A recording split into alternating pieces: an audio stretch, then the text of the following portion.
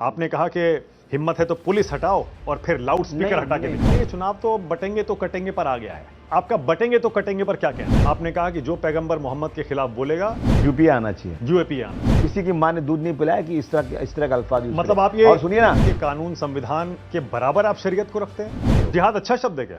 बहुत अच्छा शब्द है। उसके नाम पर आतंकवाद भी तो होता है। गलत है, वो गलत है। फिर आपने कहा कि ऐसे लुच्ची बात करने वालों की सरकार इस देश में नहीं आ सकती। राज ठाकरे का जब आप जिक्र कर रहे थे तब आपने कहा जो इस तरह की बात करेगा उसको लुच्चा ही कहूंगा। तो पीडीए बना रहे हैं, उनको एकजुट कर रहे हैं, पिछड़ा, दलित, अल्पसंख्यक। भाई वही तो 95% है, वही तो परेशान तो है। अगड़ों को नहीं जोड़ना चाहते? नहीं, जोड़ना चाहते हैं। अगड़ों की तो बाहर है, रोज दिवाली है उनकी, उनको क्या चिंता है। इसका मतलब आपने उद्धव ठाकरे को, पुरानी वाली शिवसेना को माफ कर दिया है।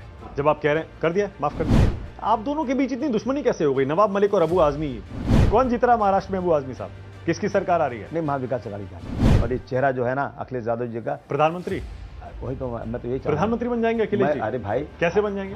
कैसे बन जाएंगे? जैसे हाँ? लोग बनते हैं। अभी तो सरकार चल रही है। आगे के देखिए, क्या सरकार तो उसमें 2 बैसाखी पे है ना, एक भी बैसाखी टूटी तो लड़ाक गिर जाएंगे। संभावना है टूटने की? 100%। कौन सी वाली बैसाखी टूटेगी? 5 दोनों टूटेगी। क्या मोदी को हराया जा सकता है? हराया गया ना। पीडीए की फुल फॉर्म क्या है अबू आजमी साहब?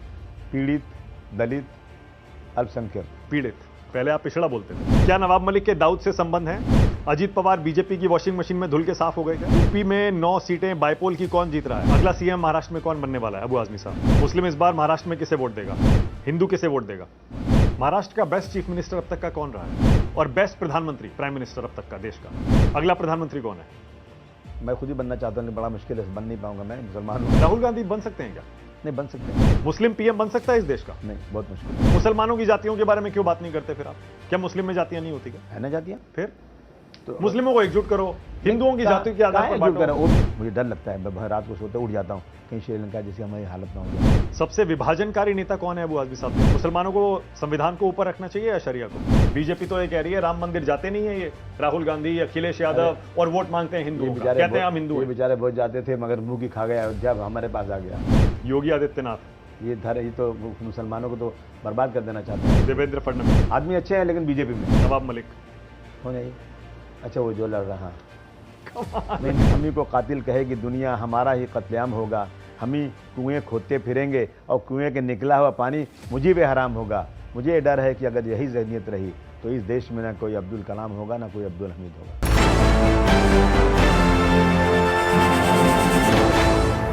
नमस्कार, आप देख रहे हैं न्यूज़ 24। मैं हूं मानक गुप्ता। मैं हूं मुंबई में समाजवादी पार्टी के महाराष्ट्र के अध्यक्ष अबू आजमी के साथ, जो कि अपने तेज तर्रार बयानों के लिए अक्सर चर्चा में छाए रहते हैं, लेकिन इस बार चुनाव के वक्त इनके वीडियो, इनके बयान कुछ ज्यादा ही वायरल है। बहुत स्वागत आपका न्यूज़ 24 पर अबू आजमी साहब। बड़े स्मार्ट हैं आप यार, क्या बात करूं आपसे। लेकिन छाए हुए तो आप हैं अबू आजमी साहब। इस बार ऐसे ऐसे बयान आपके सब वायरल हो रहे हैं। मगर सब बयानात बहुत अच्छे हैं, कोई भी ऐसा नहीं है जिसे कहीं से भी फिरका परस्ती दिखती हो या कहीं भी देश के खिलाफ हो। हमारी बातें साफ सुथरी बिल्कुल है। उसमें एक बयान ऐसा है जिसमें देश की बात नहीं है। आपने कहा कि जो पैगंबर मोहम्मद के खिलाफ बोलेगा, मैं तो ये कहूंगा कि उसके खिलाफ यूपी आना चाहिए, यूएपी आना चाहिए। 100%। नहीं, मैं इसलिए नहीं कह रहा हूं।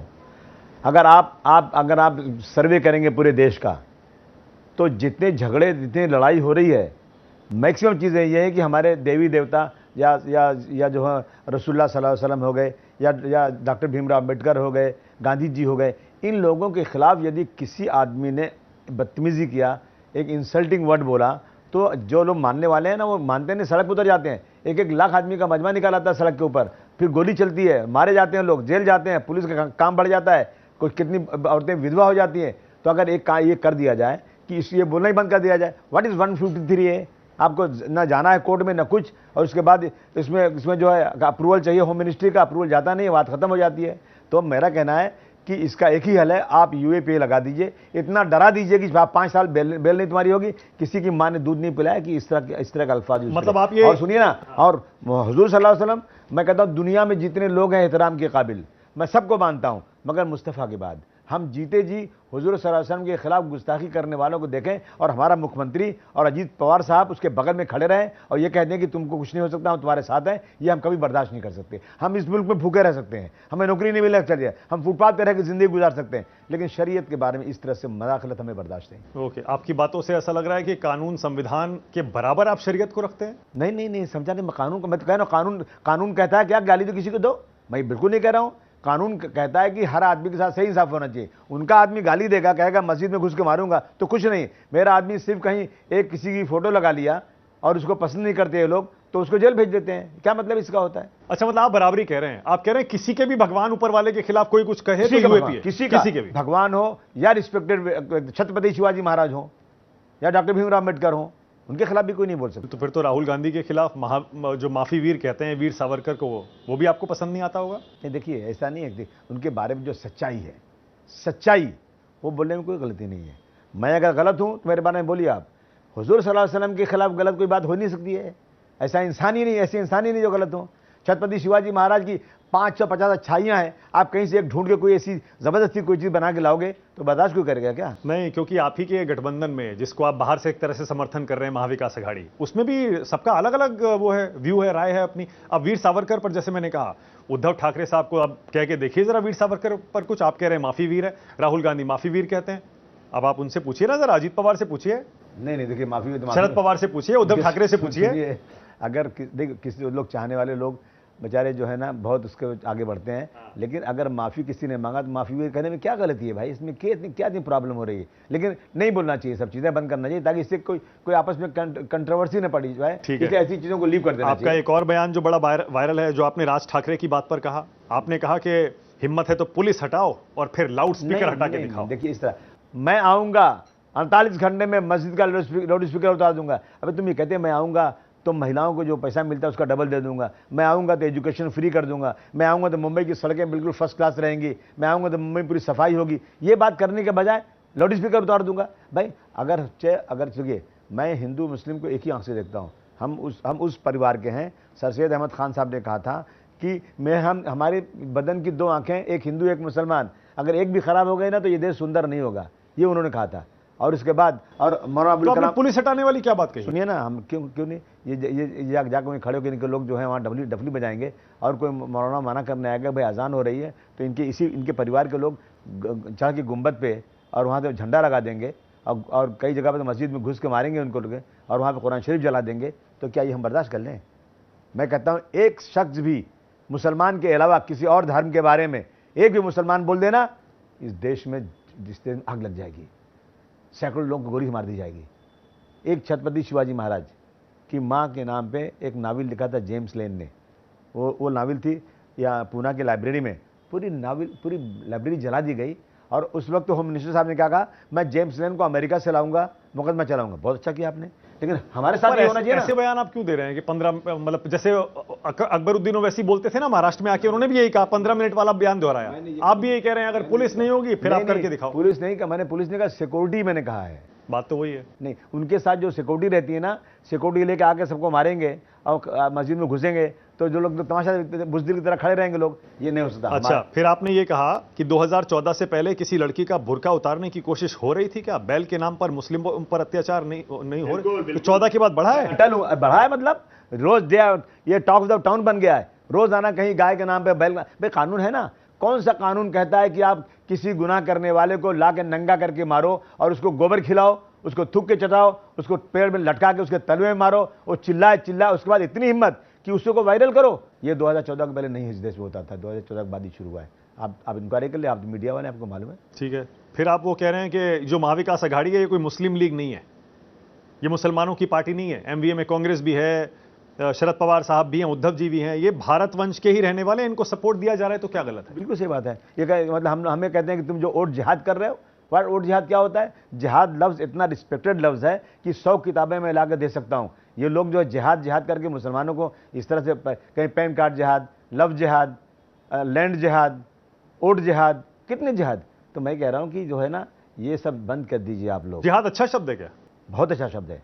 उसके नाम पर आतंकवाद भी तो होता है। गलत है, वो गलत है। आतंकवाद होता नहीं है, ये जबरदस्ती जो करते हैं ना, अगर गलत कोई करता है ना, फांसी के फंदे पर चढ़ा दो। मैं ये नहीं कहता हूँ किसी को छोड़ दो, लेकिन जिहाद मतलब स्ट्रगल। मैं अपनी लाइफ में जिहाद कर रहा हूँ। मैं यूपी से आकर मुंबई में सड़कों पर अपना काम धंधे की जिहाद कर रहा हूँ। मैं बुराई के खिलाफ जिहाद कर रहा हूँ। दैट इज जिहाद। जिहाद का मतलब नहीं किसी को गोली मार दो। फिर आपने कहा कि ऐसे लुच्ची बात करने वालों की सरकार इस देश में नहीं आ सकती। राज ठाकरे का जब आप जिक्र कर रहे थे तब आपने कहा जो इस तरह की बात करेगा उसको लुच्चा ही कहूंगा मैं, चाहे कुछ भी हो जाए।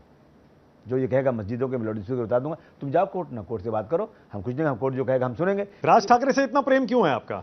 मेरा कोई प्रेम नहीं है, नफरत है मुझे। मेरा मतलब वही था, नफरत क्यों है? अरे वो जब हम गए पहली बार अपना शपथ लेने के लिए, तो मैं पहले स्पीकर के पास जाके पूछ चुका था कि सर मैं कौन सी ज़बान में शपथ ले सकता हूँ। उन्होंने कहा कि आसामी ज़बान में ले सकते हो, मलबारी में भी ले सकते हो, केरला की ज़बान में ले सकते हो, और हिंदी में ले सकते हो, मराठी में ले सकते हो, ये जितनी भारतवर्ष की ज़बान है किसी में भी ले सकते हो। तो मैंने कहा मैं हिंदी में ले लेता हूँ। मैं हिंदी बेल्ट का आदमी हूँ और मेरी पढ़ाई भी यूपी में हुई है, और हिंदी इस देश की राष्ट्रीय भाषा भी है।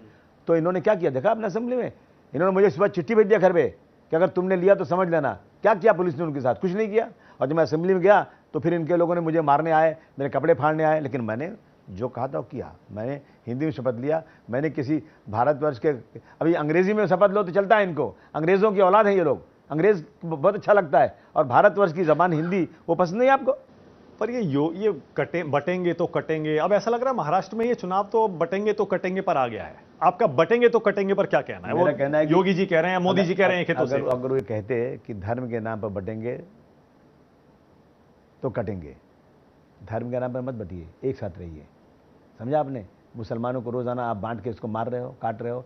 आप ये कहिए कि हम सब धर्म के मानने वालों को का सम्मान करते हैं, सबके साथ खड़े हम किसी के साथ न्याय नहीं करते हैं, और हम जुड़ेंगे तो मजबूत होंगे, बटेंगे तो कटेंगे नहीं, जुड़ेंगे तो मजबूत होंगे, यहाँ भी मजबूत होंगे, पूरी दुनिया में नाम हमारा होगा।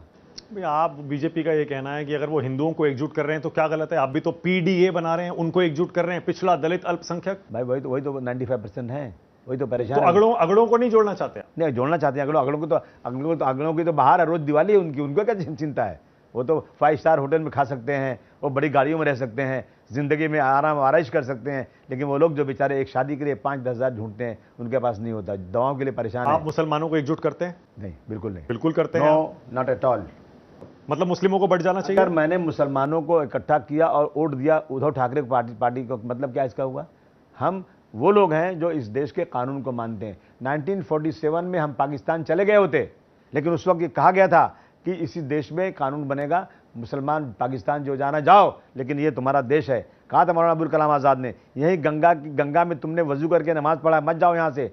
तो इसलिए हम इस देश को मानते हैं, हम इस देश में रहते हैं, हम किसी के साथ अलग बर्ताव नहीं करना चाहते, हमारे साथ भी अलग नहीं होना चाहिए। ठीक है, इसका मतलब आपने उद्धव ठाकरे को, पुरानी वाली शिवसेना को माफ कर दिया है। जब आप कह रहे हैं कर दिया, माफ कर दिया। देखिए, शाम सुबह का भूला शाम को वापस आया तो माफ कर देना चाहिए। उन्होंने इनकी वर्डिंग है ये कि मैं 30 साल तक गलत लोगों के साथ था, मैं उसका प्रायश्चित करता हूँ, और मैं अब जो है ना आप लोगों के साथ रह के मैं इस तरह की चीज़ें नहीं करूँगा, ऐसा उन्होंने कहा। पर आज हिंदुत्व का एजेंडा छोड़ा नहीं है उन्होंने। देखिए, ऐसा है ना कि उनके जो वोट बैंक है ना वो सब छीनने की कोशिश कर रहे हैं। समझा आपने? तो वो थोड़ा सा इधर उधर चलता है, लेकिन पर अब सेक्युलर हो गए हैं वो। मैक्सिमम सेकुलर है। उद्धव ठाकरे ज्यादातर सेक्युलर हो Maximum गए। secular। अच्छा, राज ठाकरे नहीं है? नहीं, वो सेकुलर, और बीजेपी भी नहीं है? बीजेपी तो कट्टर है, कट्टर। और शिंदे सेना भी नहीं है? नहीं, शिंदे सेना भी अगर चाहे हुजूर सल्लल्लाहु अलैहि वसल्लम को बोलने वाले के बगल में खड़े होकर ये कह दें कि मैं आपके साथ में हूँ, मैं समझता हूँ एक मुख्यमंत्री को सेवा देता नहीं। अजीत पवार भी नहीं है?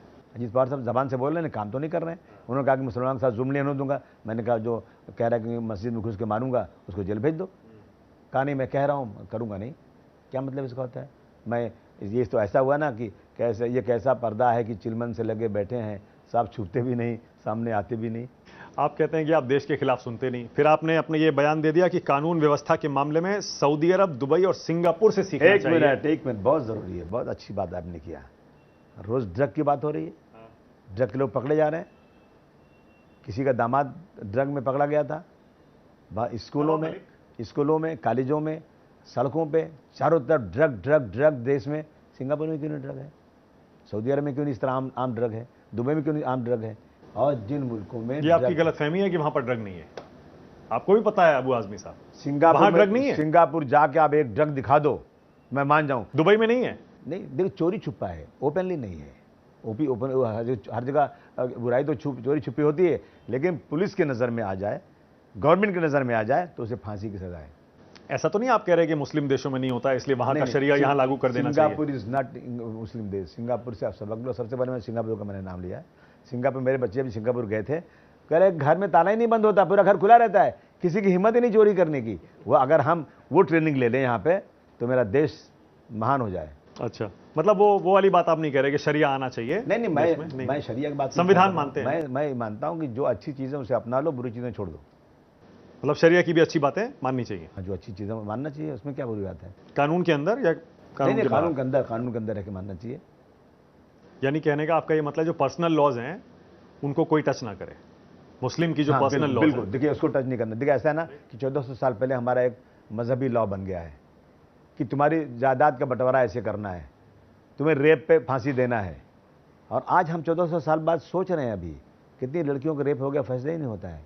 तो जो अच्छी चीज़ें हैं, मैं शरिया की बात करके नहीं कह रहूँगा, लेकिन मैं कहूँगा कि वो लॉ देखिए अपना, वो हर जगह का लॉ देखिए, दुनिया में जहाँ जहाँ अच्छाई है उनके लॉ देखिए और उसको अपनाइए। ठीक है, आप अबू आज़मी साहब ओवैसी पर बोलने से बच रहे हैं, लेकिन उनके जो नेता हैं इम्तियाज़ जलील, वो आपके बारे में कहते हैं देवेंद्र फडणवीस के कहने पर अबू आज़मी मुजरा कर रहे हैं।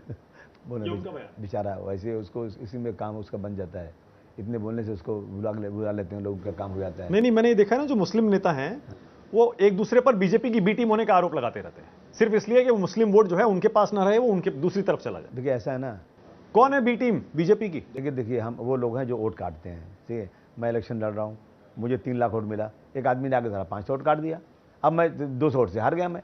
तो मेरा कहना है कि ये इस तरह के लोग आकर के ना हमारे रास्ते में रोड़ा अटका देते हैं। हम उत्तर प्रदेश में कितनी सीटें हम लोग 200, 300, 500, 600 आते हैं। वो ऐसे लोग जो जीतने के लिए नहीं, सिर्फ वोट काटने के लिए आते हैं ना, मैं उनको कहता हूँ बी टीम। नवाब मलिक यानी कि बी टीम है, वो आपका वोट काटने आए हैं? 100% मेरा वोट काटने आए। वो जीतने का कोई सवाल ही पैदा नहीं होता है, कोई क्लास ही नहीं है।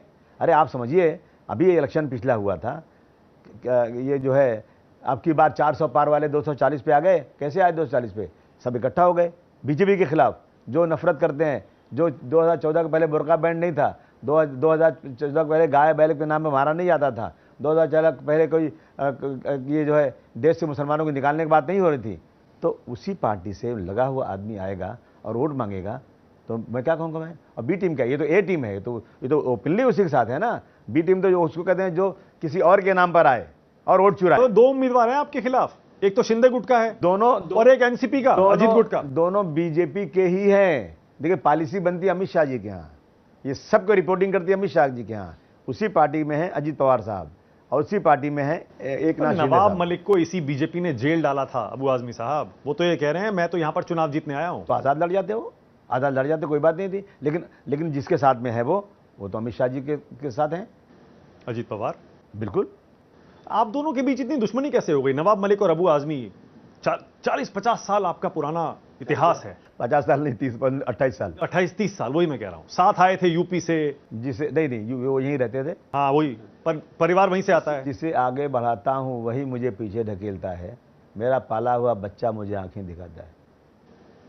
मैं अभी उनसे इंटरव्यू करके आया, उन्होंने बोला अबू आज़मी ने मुझे कोई आगे नहीं बढ़ाया। वो बोले मैं अपनी काबिलियत के दम पर पहले टिकट पा गया, पहले चुनाव लड़ गया, पहले मंत्री बन गया। अबू आज़मी साहब बेचैन हो गए इस बात से, उनको दिक्कत हो गई। नहीं, मैंने कभी नहीं किया ऐसा। मैं इलेक्शन लड़ता ही नहीं था। जब वो लड़े इलेक्शन ना, उस वक्त मेरा उरूज था, मेरी जवानी भी थी और लोगों का अट्रैक्शन था 1995 में, और मैंने कभी इलेक्शन नहीं लड़ा। मैंने जिनका नाम लिया, नाम तो नहीं लूँगा मैं। क्यों? उनको नहीं, मैंने I don't like to take this name ji. उनको लड़ाया मैंने बशीर पर्दे को लड़ाया, सुहेल लखनवाला को लड़ाया, यूसुफ अबरानी को लड़ाया, और अपना हुसैन दलवाई को लड़ाया, मोहम्मद अली को लड़ाया। मैं नहीं लड़ा इलेक्शन, ले आए जीते, मंत्री बनने का चांस आया, उनको मंत्री बनाया, मैं नहीं लड़ा। एमएलसी बनने का मैं नहीं लिया। मैं चाहता था कि पार्टी मजबूत हो, लोग काम करें, मैं संगठन का काम करूं। लेकिन जब बेवफाई होने लगी तो मुझे श्री मुलायम सिंह यादव ने डांटा कि तुम बेवकूफ़ आदमी हो, तुम सबको आगे बढ़ा रहे हो और सब जो है बढ़ बढ़ के भाग जा रहे हैं, इसलिए तुम अब रुक जाओ, अब इनको जो है निकाल दो पार्टी से। मैं एक आंदोलन कर रहा था। अच्छा, मुलायम जी का आदेश था? 100%। मैंने कहा सर एक ही आदमी बचा है, क्यों निकालते हैं, जाने दिए, रहने दिए। कहा नहीं, ये गद्दार है, निकालो उसको पार्टी से। मैंने निकाल दिया। ये भाग के क्या मुलायम जी से मिलने के लिए नहीं मिले, वो ये सच्चाई है। अब वो जो चाहे बोल दे वो। मैं जब टिकट पहला दिया जा रहा था, मैं आपको कहता हूँ कि मैं इनको टिकट देने के मूड में नहीं था, लेकिन मेरा भाई छोटा है, उसका नाम अबू कासिम, वो मेरे पीछे पड़ गया, मेरी बीवी से आगे लड़ाई करने लगा कि भाभी मेरी इतनी घर में नहीं टिकट नहीं देते, तो इसको टिकट दिया। ये क्या बात अब वो करेगा? आप पर ड्रग्स का धंधा चलवाने का आरोप लगवा रहे हैं कौन कर रहा है? नवाब मलिक। और उनके यहाँ क्या हो रहा है? उनके यहाँ क्या हो रहा है? आप ये बता लो कि जिसके घर में ड्रग होता हो वो मुझे क्या कहेगा? मैं मुसलमान हूँ, 5 वक्त नमाज पढ़ता हूँ, मुझे मालूम है ड्रग बेचना, ड्रग पीना, ड्रग को सपोर्ट करना जहन्नम में, नरक में जाने वाला है। अल्लाह और ईश्वर को नाराज करना है। मैं कभी जिंदगी में ये काम क्या नहीं दाऊद से संबंध है नवाब मलिक के, जैसा बीजेपी ने आरोप लगाया? नहीं मुझे मालूम। मैं किसी पर ऐसा इल्ज़ाम नहीं लगा सकता जो मुझे मालूम नहीं। अजीत पवार पर जो 70,000 करोड़ के भ्रष्टाचार के आरोप लगे, उन पर कुछ कहेंगे आप? अरे भाई, ये तो मैंने थोड़े कहा था, प्रधानमंत्री ने कहा हाँ, था, कहा। एक मीटिंग में कहा था। हाँ। लेकिन वो तो धुल गया ना, 3 दिन के बाद उनको डेप्यूटी चीफ मिनिस्टर बना वॉशिंग दिया। मशीन। तो या तो उन्होंने झूठ बोला था, या तो फिर लाने के बाद वॉशिंग मशीन में हो गया। क्या नवाब मलिक को भी वॉशिंग मशीन में ही धोया है क्या आपके हिसाब से? नहीं मालूम मुझे कहाँ धोया उसको। वो तो उन्हीं के साथ थे और वहाँ से भाग के इनके पास आ गए। पवार साहब ने उनकी बहुत इज्जत की थी। और सुनिए, जब क्यों निकाले गए ये पार्टी भी सुन लीजिए आप। एक बार फ्लाइट के अंदर सुब्रतो राय साहब जो सहारा के मालिक थे और शरद पवार साहब एक ही साथ ट्रैवल कर रहे थे। मेरी बात पवार साहब भी शायद सुनेंगे। और उस वक्त सुब्रतो राय ने शरद पवार से कहा कि मुलायम सिंह जी का एक आदमी मेरे पास मिनिस्ट्री में मिनिस्टर है, वो समाजवादी का है, मैं उसको 2 दिन में अपनी पार्टी में लेने जा रहा हूँ। तो नेताजी बोले निकाल दो। बोला क्यों? बोले निकाल दो। बाद में बताया उन्होंने ये बात। समझा आपने? कौन जीत रहा महाराष्ट्र में अबू आजमी साहब? किसकी सरकार आ रही है? नहीं, महाविकास अघाड़ी की आ रही है। आ रही है? हाँ पक्का आ रही पर आप तो उसका हिस्सा है नहीं। नहीं, हम हिस्सा है ना। कहाँ हिस्सा है? अरे हम हैं। सीट बंटवारे में कुछ मिला अरे नहीं आपको? फिर भी हम रहेंगे। हमको भगाएंगे, 25 मांग रहे थे आप। हमको भगाएंगे, हम फिर भी रहेंगे। कमाल करते हैं। हाँ देखिए, देखिए हम अपने लिए नहीं, हम देश के लिए लड़ रहे हैं। कितनी सीटों पर लड़ रहे हैं? मैं 8 सीटों में लड़ रहा हूँ। 8 पर लड़ रहे हैं। महाविकास अघाड़ी ने आपको 8 सीटें भी नहीं दी? नहीं दी। क्यों? जाने दीजिए। कौन था, किसकी वजह से नहीं मिली? ये उनका काम था, वो जाने, मेरा काम मैं जानता हूँ। मैं यहाँ मांगने वाला हूँ, देने वाला तो हूँ नहीं। मैंने मांगा था, नहीं दिया उन्होंने, लेकिन फिर भी मैं उन सीटों पर लड़ूंगा। बाकी हर जगह पे मेरा एक एक वर्कर महाविकास अघाड़ी के लिए काम करेगा। कमाल करते हैं आप भी। मतलब मुझे ये लग रहा है कि जहां जहां फ्रेंडली फाइट है, आप कह रहे हैं महाविकास अघाड़ी जीतेगी, आपस में वहां लड़ भी रहे हैं आप। कैसे होगा फिर ये? 8 सीटों पर आप उनके खिलाफ लड़ रहे सब हैं। ठीक हो जाएगा। अजी एक लफ्ज है ना इसमें, पॉलिटिक्स में, फ्रेंडली फाइट, दोस्ती भी। पर आपकी पार्टी को कांग्रेस पार्टी सीरियसली लेती नहीं है। मध्य प्रदेश में याद करिए, अखिलेश बोला था। हरियाणा में भी। यूपी में लेती है कि नहीं लेती है? यूपी में तो लेना पड़ेगा। हाँ, लेना पड़ेगा। वही हम बनाना चाहते हैं कि आने वाले दिनों में लेना ही पड़े। इसीलिए मैं लड़ रहा हूँ, क्योंकि मेरी पार्टी इस देश में 3रे नंबर की पार्टी बन चुकी है। और मेरा नेता अखिलेश यादव जी की अभी उम्र भी कम है और ये देश के प्रधानमंत्री बनाना है उनको। इसलिए मेहनत कर रहा हूँ कि जीते जी इतनी पार्टी बना दिया जाए कि नेशनल पार्टी बन जाए। और ये चेहरा जो है ना अखिलेश यादव जी का, प्रधानमंत्री, वही तो मैं तो यही चाहता हूं। प्रधानमंत्री बन जाएंगे अखिलेश जी? अरे भाई, कैसे बन जाएंगे? हाँ, कैसे बन जाएंगे? जैसे लोग बनते हैं। सीटें कहाँ हैं? देवगौड़ा जी कैसे बन गए थे, बताइए ना मुझे आप। वैसे बन जाएंगे।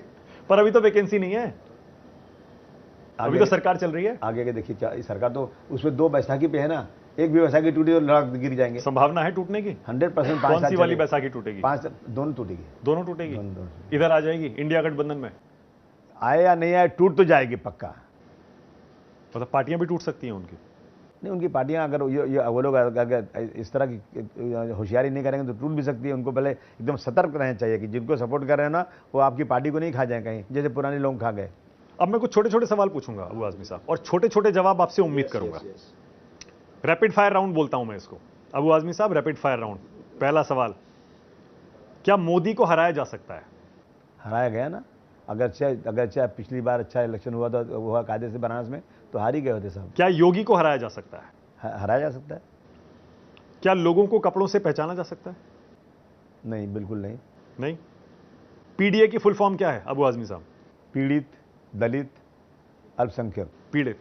पहले आप पिछड़ा बोलते थे, अब आप पीड़ित बोल रहे हैं। पिछड़ा, पीड़ित शब्द और क्या?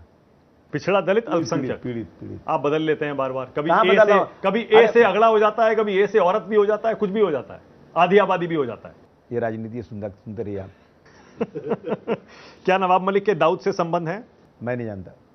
अजीत पवार बीजेपी की वॉशिंग मशीन में धुल के साफ हो गए क्या? अगर प्रधानमंत्री ने सही बोला था तो साफ ही हो गए। यूपी में 9 सीटें बाइपोल की कौन जीत रहा है? सब समाजवादी पार्टी जीत रही है। 9 की 9 जीत रही है? 9 की 9 जीत रही है। अगर 10 होती तो 10 जीत जाती है। अगला सीएम महाराष्ट्र में कौन बनने वाला है अबू आजमी साहब? अगला सीएम ये हमारे महाविकास अघाड़ी का जो भी बन जाएगा, हम सबको सपोर्ट करेंगे। कौन बनेगा आपके हिसाब से? नहीं, उद्धव ठाकरे कहते हैं मुझे बनना है। ऐसा नहीं, जिसकी सीटें ज्यादा होंगी वो बनना चाहिए। मुस्लिम इस बार महाराष्ट्र में किसे वोट देगा? मुस्लिम उसको देगा जो जो इस देश के संविधान का सम्मान करेगा, जो गांधी जी की इज्जत करेगा उसको देगा। महाविकास आघाड़ी को देगा। यस। हिंदू किसे वोट देगा?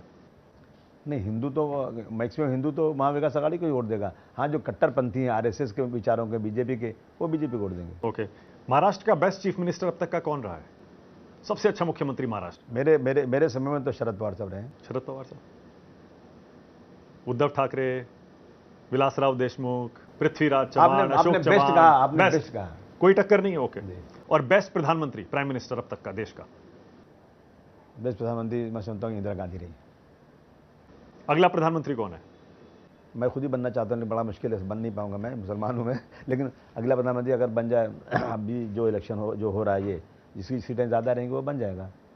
अखिलेश जी के चांस इस बार नहीं है मेरे ख्याल। मैं तो कोशिश कर रहा हूँ हो जाए। राहुल गांधी बन सकते हैं क्या? नहीं, बन सकते हैं, बिल्कुल बन सकते हैं। मुस्लिम पीएम बन सकता है इस देश का? नहीं, बहुत मुश्किल है। No, not at all. UP का अगला सीएम कौन है? अखिलेश यादव जी, पक्का 101%।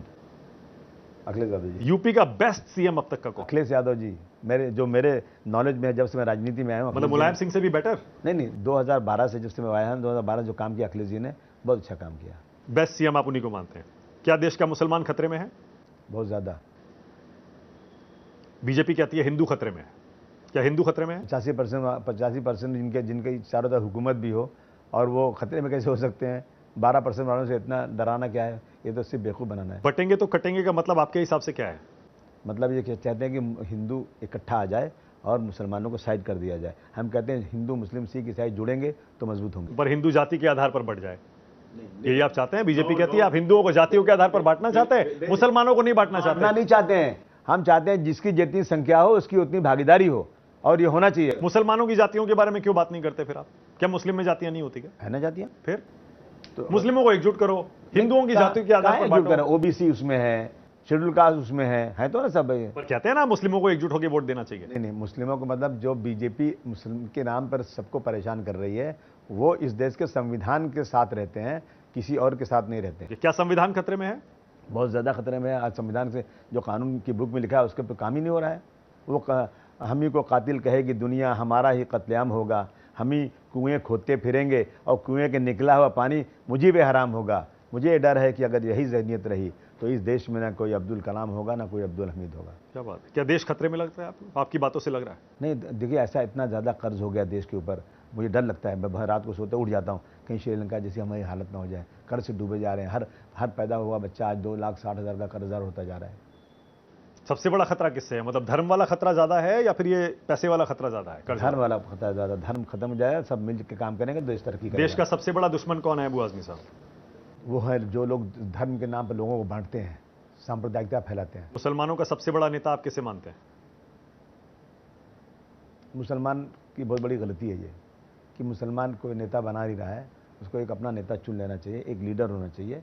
और मैं नहीं कह रहा हूँ कि मुसलमान लीडर बने और हमारे हिंदू भाइयों के साथ मिलकर काम करें, लेकिन हमारे परिवार को एकजुट करने के लिए कोई आदमी तो चाहिए ना। लोग कहते हैं मुलायम सिंह जी बड़े मुसलमानों के बड़े नेता माने जाते थे। जी हाँ, बिल्कुल माने तो जाते सबसे बड़ा मुस्लिमों का नेता मुलायम सिंह को कह सकते हैं? नहीं, मैं ये नहीं कहता, लेकिन इस राजनीति के उसमें आप देखेंगे ना तो सबसे बड़ा नेता मुलायम सिंह जी हैं। मुलायम सिंह जी ने हमेशा मुसलमानों के साथ वही किया जो सबके साथ किया। आज की तारीख में ओवैसी को बड़ा नेता कहा जाता है मुसलमानों का? अरे नहीं, बिल्कुल नहीं। पॉपुलर तो हैं, ठीक है, भाषण से पॉपुलर आदमी हो सकता है, पॉलिटिकल फैमिली के हैं, पॉपुलर हो सकता है, लेकिन मुसलमानों के नेता होते तो एक ही एमपी रहता है क्या उनके? सिर्फ एक एमपी? तो बहुत सारे एमपी बन सकते थे उनके।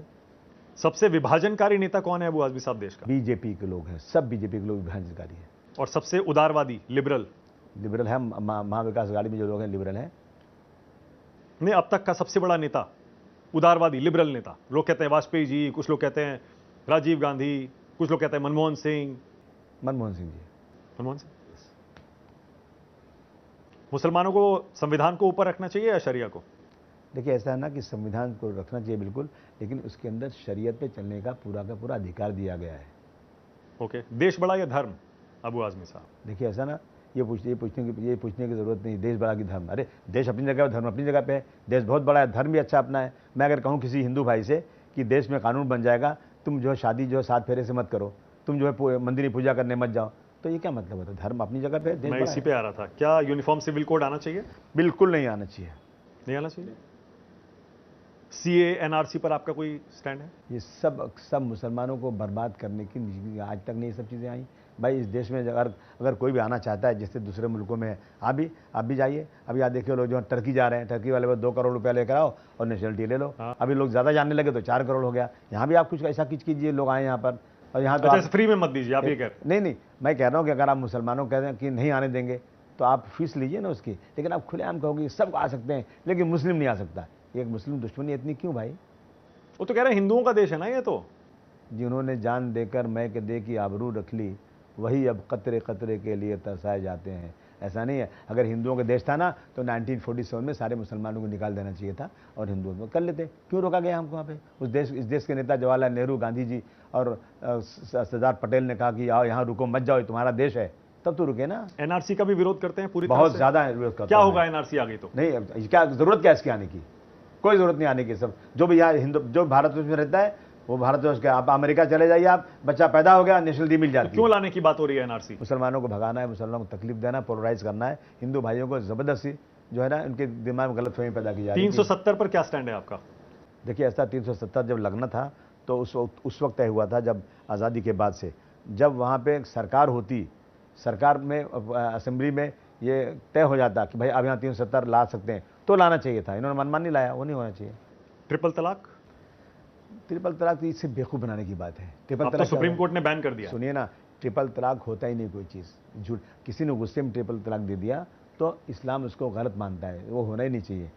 तलाक जो है एक दिया आपने, फिर आप जो है उस लेडी से आपने अपना ताल्लुक थोड़ा दिन के अलग कर दिया, फिर आपस में मेल जोल हो गई तो हो गया। ये ट्रिपल तलाक में सिर्फ बेवकूफ़ बनाया गया है। मुझे बताया ट्रिपल तलाक में अगर किसी आदमी ने 3 बार तलाक दे दिया उसको जेल भेज दीजिएगा, उस औरत का क्या होगा?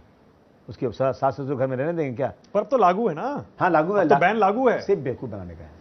इससे महिलाओं को 1% का भी फायदा नहीं है, नुकसान हो रहा है। नुकसान हो रहा है। इसी तरह 4 शादी का भी आप विरोध करते हैं, उस पर बैन का? सुनिए, 4 शादी ऐसे जायज़ नहीं है। कोई औरत बेवा हो गई हो, किसी की शादी नहीं हो रही हो तो उसकी शादी करो, लेकिन आप तरबूज समझते हैं? तरबूज एक एग्जाम्पल है, इस्लाम में दिया गया है कि एक तरबूज है, आपने एक फीके तरबूज को एक वाइफ को दिया और दूसरे वाइफ को दूसरा दिया, वो बहुत मीठा था, तो आप शादी नहीं कर सकते। आप दोनों को तरबूज वही दीजिए जो मीठा हो या फीका हो। लेकिन इस तरह अगर इसमें कोई शादी करता है तो अलाउ है, वरना जो लोग इस तरह शादी करते हैं वो अलाउ नहीं है। और बैन हो गया तो 4 शादी नहीं, बैन क्यों हो जाएगा? नहीं होना चाहिए। अगर ले आई सरकार, मज़हब में इंटरफेरेंस है ये। आप चाहते हैं कि जिन बच्चों की शादी नहीं हो रही, बेवा हो जाए बच्चियाँ, जिंदगी भर ऐसे पड़े रह जाए, उनको जो शादी होती है उनको पूरा राइट मिलता है, पूरा राइट। ऐसा नहीं कि वो शादी हो गई तो उनको पूरा राइट नहीं मिलता है। राम मंदिर पर क्या स्टैंड है आपका?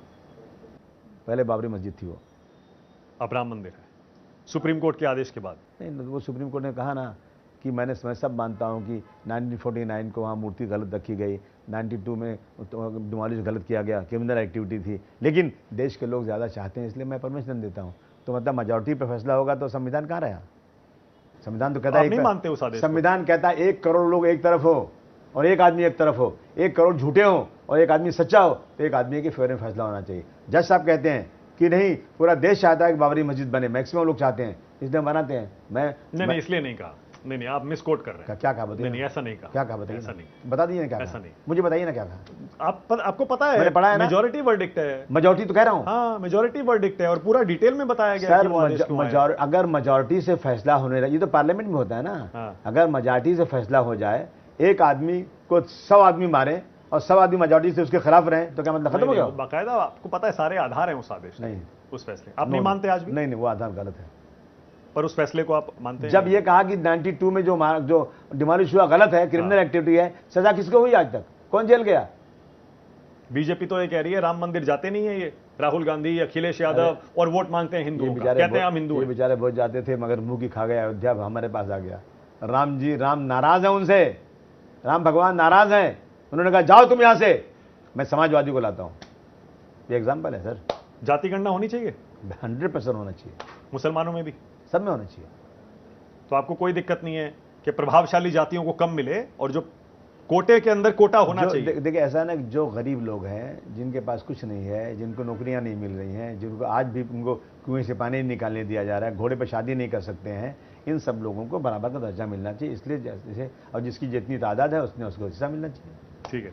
अबू आजमी साहब, आखिरी 2-4 मिनट लूंगा आपके। मैं कुछ नाम लूंगा नेताओं के, आपके जहन में जो पहला शब्द आता है आपको वो बताना अरे भाई क्यों ऐसा कर रहे हैं, मुझे आप क्यों लड़ा रहे हैं किसी है। से? ओके, असदुद्दीन ओवैसी। क्या? असदुद्दीन ओवैसी, आपके जहन में पहला शब्द क्या आता है ओवैसी का नाम सुनते हैं तो? कुछ नहीं आता, कुछ भी नहीं आता है। मेरा कोई लेना देना नहीं, उसमें जानते ही नहीं। कैसे नेता है, कैसे नेता है? नहीं नेता कैसे है मुझे नहीं, अब सीट एक ही सीट चुन के आती है पार्लियामेंट में, नेता का एक। अखिलेश यादव। बहुत अच्छा आदमी है। अबू आजमी। आप बताइए। आप बताइए। अपने मुंह अपनी बड़ाई, आपको जेबा नहीं, सुरमा खुद अपनी ही तारीफ करते हैं कहीं। उद्धव ठाकरे। ठीक आदमी है। नाना पटोले। अच्छा आदमी है। राहुल गांधी। बहुत अच्छा आदमी है। नरेंद्र मोदी। नहीं, अच्छे आदमी नहीं है, ये बांटते हैं देश को धर्म के नाम पे। अमित शाह। धर्म के नाम बांटने वाले हैं लोग। योगी आदित्यनाथ। ये तो मुसलमानों को तो बर्बाद कर देना चाहते हैं। अयोध्या में हमारे एक आदमी की पूरी बिल्डिंग गिरा दिया और डीएनए हुआ तो उसका नाम ही नहीं था उसके अंदर। प्रियंका गांधी। ठीक है, बिल्कुल सोनिया गांधी। बिल्कुल अच्छी है। मैं बहुत इज्जत करता हूँ सोनिया जी की, बहुत इज्जत करता हूँ। बेचारी देखो किस तरह से बेचारी मेहनत कर रही है। देवेंद्र फडणवीस। 50-50 आदमी अच्छे हैं लेकिन बीजेपी में है। ओ, मैंने महाराष्ट्र में विपक्ष में पहला नेता सुना है जो कह रहा है नहीं आदमी अच्छे हैं और 50-50 पसंद भी करता हूं मैं, नापसंद भी करता हूं। हम जाते हैं कोई काम के लिए तो काम करते हैं। करते हैं। ऐसा नहीं कि आप समाजवादी इसलिए काम लेकर। यूपी में तो योगी जी के पास कोई जा ही नहीं सकता है, लेकिन हम कभी भी जा सकते हैं, उनसे बात कर सकते हैं। लेकिन जो अमित शाह जी की नीति बनती है उस पर चलना पड़ता है हमको। वो डिप्टी सीएम बन गए, अपनी पार्टी के लिए इतना कमिटेड है वो। उनको सीएम रहना चाहिए था। सीएम बनना चाहिए था। सीएम ही रहना, वो तो सीएम, उनके पास सीटें ज़्यादा थी, जिस पास सीट ज़्यादा होती है वो सीएम बनता है। लेकिन यहाँ तो ऐसा है ना कि काम बजा दिया लोगों ने। अब क्या बताऊँ तो किसने बजाया? अरे आपने देखा नहीं? आप बताइए। जिस पार्टी में जो था, मेरा कहना है कि अगर मैं टिकट दे रहा हूँ, मैं बैनर दे रहा हूँ, मैं उनके लिए भाषण कर रहा हूँ, और अगर तुमको जाना है तो आओ, रिजाइन करो, फिर जाओ, ये मर्दानगी है। आप जो है पैसे के बलबूते को तोड़ के सरकार बना लो, मैं नहीं बल्कि पूरा देश या पूरी दुनिया कहेगी ये गद्दारी है। मतलब शिंदे ने गद्दारी की? नहीं, तोड़ा ना उन्होंने। अजीत पवार ने गद्दारी की? तोड़ा ना उन्होंने, जहाँ जिसने सिखाया था उसके साथ। आप क्या मजबूरी उनकी होगी मैं नहीं जानता हूँ। ओके, तो मतलब अजीत पवार गद्दार हुए? नहीं, मैंने कभी नहीं कहा गद्दार। वो इच्छा आपने गद्दारी किया? नहीं, मेरे बहुत अच्छे ताल्लुकात हैं, लेकिन उनकी कोई मजबूरी होगी, क्या कर रहे हैं। एक नाथ शिंदे। बोला ना मैंने आपको, बता तो दिया मैंने आपको। ठीक है, ओके। शरद पवार। अच्छे आदमी है, बहुत बुजुर्ग आदमी है, लेकिन कमिटेड आदमी। देखिए उनकी तबीयत भी खराब है, थोड़ी सी एज भी हो गई है, लेकिन उसके बाद भी देश के लिए समर्पित है। सुप्रिया सुले। बहुत अच्छी लेडी है। नवाब मलिक। कौन है ये? अच्छा, वो जो लड़ रहा है। नहीं, नवाब मलिक मेरे यहाँ पे नहीं समझे आपने। नवाब मलिक 2 लड़ रहे हैं इसमें, 2 नवाब मलिक लड़, आप देख लो ना। एक और आजाद उम्मीदवार लड़ रहे हैं नवाब मलिक। अच्छा, मायावती। तोबा। तौबा? हाँ, आप पसंद नहीं करते अरे मायावती? एक आदमी फोटो नहीं खिंचा सकता। एक फोटो दिखा दो, किसी आदमी कार्यकर्ता चाहता कि मेरी फोटो हो जाए, नहीं फोटो तो नहीं आपके खिंचाते। नेताजी ने तो उनके साथ गठबंधन किया है। देखिए ऐसा है ना कि वोटों को बंटवारा रोकने के लिए किसी हद तक भी आदमी, नेताजी गिर जाते हैं बेचारे, क्योंकि देश बड़ा है, अपना अपमान भी बर्दाश्त कर लेते हैं। लेकिन एक भी फोटो दिखा दीजिए आप, जाओ बर्थडे में। दलितों की इतनी बड़ी नेता है, आप भी कमाल करते हैं। पीडीए आप चलाते हैं, आप कहते हैं पी, पिछड़ा और दलित और अल्पसंख्यक। मायावती पिछड़ों की, दलितों की इतनी बड़ी नेता है, दलितों की खास तौर से। अखिलेश जी नेता है, बड़े नेता अखिलेश, पीडीए के नेता अखिलेश जी हैं। डिम्पल यादव। अब उसकी बात हुई, डिम्पल यादव कितनी स्वीट, कितनी अच्छी लेडी है, कितना अच्छा काम करती है। कभी उस लेडी ने कभी आज तक अपनी जबान से कोई गलत बात बोले नहीं। वाजपेयी जी अच्छे आदमी थे। हाँ? मनमोहन सिंह। उनसे अच्छे आदमी थे। अबू आजमी साहब बहुत बहुत धन्यवाद, बहुत शुक्रिया, बड़ा मजा आया मुझे आपके Thank you, साथ। sir. Thank you Thank so you. Much.